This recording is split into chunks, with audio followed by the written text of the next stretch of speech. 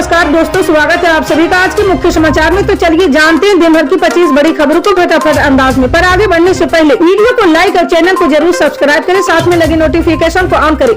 चलिए video start करते हैं। जी आपको बता दें कि कर्नाटक में विधानसभा चुनाव की तारीखों के ऐलान के साथ ही सियासी हलचल तेज हो गई है। जी हां, भाजपा से लेकर कांग्रेस और जेडीएस से लेकर आम आदमी पार्टी और बसपा समेत कई राजनीतिक दलों ने कर्नाटक में सत्ता पाने का अपना रोड प्लान तैयार कर लिया है। जी हां, जो सत्ता पर काबिज भाजपा के लिए बड़ी चुनौती है। दरअसल भाजपा के लिए ये चुनौती राज्य में उन मुद्दों के साथ खड़ी हो गई जिसे लेकर लगातार न सिर्फ विवाद होते रहे बल्कि आंदोलन भी किए गए हैं। इसके अलावा बीते 4 दशक से कर्नाटक में सत्ता न रिपीट होने का भी एक रिवाज चल रहा है। जी हां, भाजपा के नेताओं के मुताबिक कर्नाटक में सत्ता बदलने का रिवाज इस बार भाजपा तोड़ने जा रही है। जी हां, एस किरण कहते कि वैसे तो भाजपा, कांग्रेस और जेडीएस अपने अपने अलग सियासी एजेंडों के साथ चुनावी मैदान में है, लेकिन राज्य में एक बड़ा मुद्दा बेलगावी सीमा का विवाद है। ये विवाद बीते कुछ समय से लगातार मुसीबत बना हुआ है। जी हां, वे कहते हैं कि सिर्फ सीमा विवाद ही नहीं बल्कि मुस्लिम आरक्षण को खत्म किए जाने के बाद दलितों के आरक्षण को जिस तरह से 4 हिस्सों में बांट दिया गया है, उससे बंजारा समुदाय समेत कई अन्य समुदाय भी सत्ता पक्ष के खिलाफ प्रदर्शन कर रहे हैं। जी हां, इसके अलावा काफी समय से चल रहा महाराष्ट्र और कर्नाटक का सीमा विवाद अभी तक नहीं सुलझा है। जो लोग कर्नाटक में महाराष्ट्र के बॉर्डर पर रहते हैं उनके लिए कई तरह की समस्याएं लगातार बनी हुई है। जी हां, राजनीतिक विश्लेषक एस किरण का मानना है कि ये वो मुद्दे हैं जो चुनाव की दशा दिशा तय करते हैं। जी आपको बता दें कि राजस्थान गुरुवार को अपना 74वां स्थापना दिवस मना रहा है। जी हां, इस खास मौके पर मुख्यमंत्री अशोक गहलोत सरकार ने लाभार्थी उत्सव का आयोजन किया है।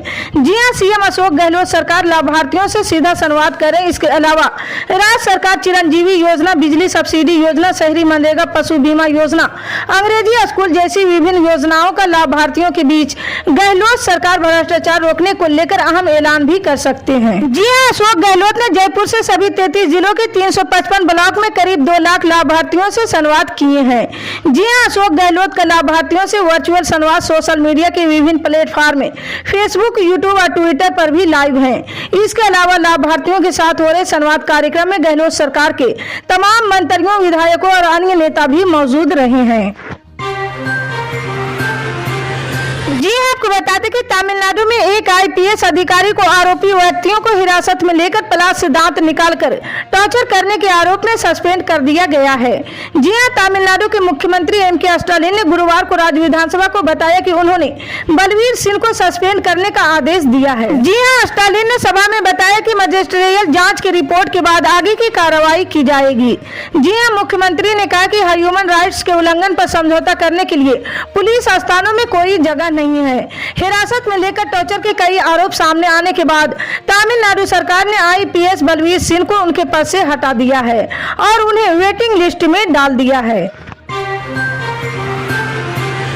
जी आपको बता दें कि प्रधानमंत्री फसल बीमा योजना के तहत सरकार किसानों को अपने फसलों का रजिस्ट्रेशन कराने की सलाह देती, लेकिन कई बार लापरवाही या किसी वजह से कुछ किसान इस योजना के लिए आवेदन नहीं कर पाते हैं। जी हां, इससे किसानों की चिंता उस वक्त बढ़ जाती जब भारी बारिश और ओलावृष्टि की मार उनकी फसलों पर पड़ती है। जी हां, फसल बर्बाद हो जाने पर वो मुआवजे के हकदार नहीं रहते हैं। इससे उनके सामने जीवन यापन का संकट खड़ा हो जाता है। जी हां, हालांकि अब इन किसानों को भी हरियाणा सरकार ने राहत देने का फैसला किया है। जी हां, हरियाणा सरकार अब उन किसानों को भी अपने फंड से मुआवजे देगी जो फसल बीमा योजना में कवर नहीं है।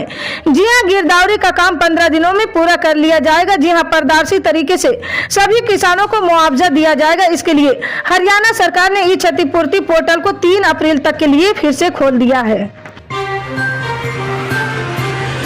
जी आपको बता दें कि देश में अगले साल लोकसभा चुनाव होना। इस चुनाव के लिए देश के सभी बड़े सियासी दल काफी पहले से ही तैयारियां शुरू कर चुके हैं।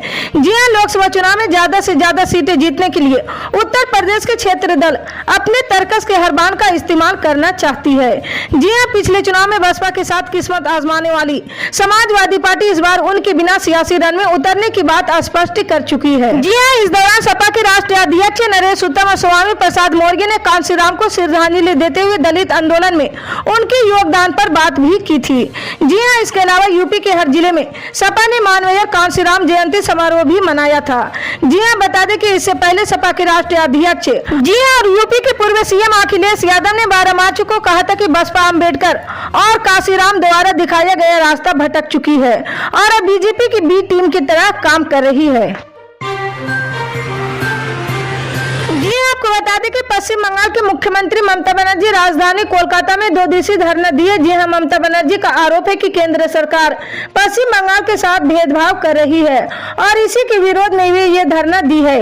जी हां, कोलकाता के रेड रोड स्थित डॉक्टर भीमराव अंबेडकर की प्रतिमा के सामने ममता बनर्जी धरना दी है और उनके साथ टीएमसी के कई बड़े नेता और पार्टी कार्यकर्ता भी धरना दिए हैं। जी हां, ममता बनर्जी ने आरोप लगाया कि केंद्र सरकार राज्य के साथ भेदभाव कर रही है। जी हां, ममता बनर्जी का आरोप है कि केंद्र सरकार ने उनका मनरेगा योजना का फंड रोक दिया है। साथ ही कई अन्य योजनाओं का भी पैसा रोकने का आरोप केंद्र सरकार पर लगाया है। जी हां, ममता बनर्जी ने सभी राजनीतिक पार्टियों से भी आह्वान किया कि वे अगले साल होने वाले लोकसभा चुनाव में सभी राजनीतिक पार्टियां एकजुट होकर भाजपा से लड़ें। जी हां, आपको बता दें कि केंद्र सरकार ने आम लोगों को बड़ी राहत दी है। जी हां, केंद्र ने गंभीर बीमारी से पीड़ित मरीजों के लिए इस्तेमाल की जाने वाली दवाओं के लिए सीमा शुल्क को पूरी तरह से छूट दी है।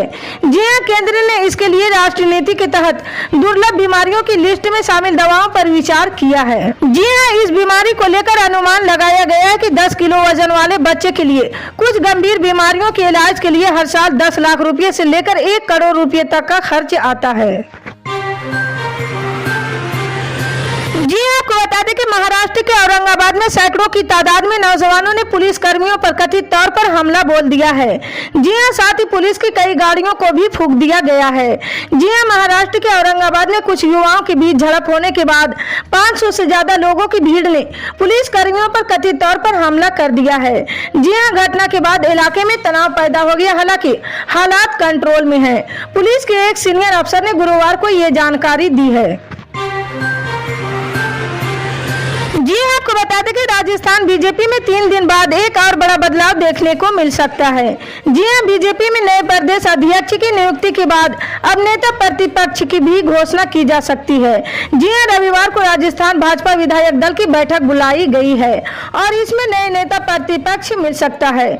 फिलहाल नेता प्रतिपक्ष की दौड़ में उपनेता प्रतिपक्ष राजेंद्र राठौर और पूर्व प्रदेश अध्यक्ष सतीश पूनिया का नाम सबसे आगे है। जी हां, राज्य की राजनीतिक में नेता प्रतिपक्ष का पद काफी अहम है। जी हां, राजस्थान में वरिष्ठ बीजेपी नेता गुलाब चंद कटारिया को असम का राज्यपाल मनोनीत किए जाने के बाद करीब 1.5 महीने से नेता प्रतिपक्ष का पद खाली चल रहा है। जी आपको बता दें कि केंद्र कर्मचारियों के लिए एक और खुशखबरी आ रही है। जी हां, हाल ही में उनके महंगाई भत्ते में बढ़ोतरी का ऐलान हुआ था। जी हां, उनके महंगाई भत्ते में 4% की बढ़ोतरी हुई थी और फिर से उनकी सैलरी में इजाफा हो सकता है। इस बार उनकी सैलरी में 12,000 रुपये से ज्यादा का इजाफा होने का आसार है। जी हां, मीडिया रिपोर्ट के अनुसार केंद्र कर्मचारियों की बेसिक सैलरी में इजाफा हो सकता है। कहा जा रहा है कि सरकार वेतन आयोग को खत्म कर सकती है, इसकी जगह नया फॉर्मूला ला सकती है जिसमें केंद्र कर्मचारियों के फिटमेंट फैक्टर में बदलाव किया जा सकता है। अगर ऐसा होता है तो केंद्र कर्मचारियों की तरफ से लंबे समय से की जा रही मांग भी पूरी हो जाएगी। जी आपको बता दें कि कोरोना एक बार फिर बेकाबू होता जा रहा है। जी हां, हर दिन नए रिकॉर्ड बन रहा है। स्वास्थ्य विभाग से मिली जानकारी के अनुसार भारत में पिछले 24 घंटों में कोविड-19 के 3016 नए मामले सामने आए, जिससे स्वास्थ्य विभाग में हड़कंप मच गया है। जी हां, फिलहाल 1396 मरीज ठीक भी हुए हैं। इस समय देश में एक्टिव मरीजों की संख्या बढ़कर 13,509 हो गई है। जी हां, वहीं दूसरी ओर दिल्ली में बढ़ते कोरोना के मामले को देखते हुए समीक्षा बैठक बुलाई गई है। जी हां, राजधानी दिल्ली में कोरोना के मामलों में बढ़ोतरी के बीच कोविड-19 की स्थिति की समीक्षा करने के लिए दिल्ली सरकार गुरुवार को एक बैठक बुलाई है। जानकारी के अनुसार बैठक स्वास्थ्य मंत्री सौरभ भारद्वाज द्वारा बुलाई गई, जिसमें स्वास्थ्य विभाग के वरिष्ठ अधिकारी, सरकारी अस्पतालों के चिकित्सा निदेशक और अन्य हितधारक शामिल होंगे। इसी तरह की पल पल के अपडेट जानने के लिए जुड़े रहें हमारे न्यूज इंडिया के साथ। मिलते हैं अगली बड़ी खबर में, तब तक के लिए जय हिंद।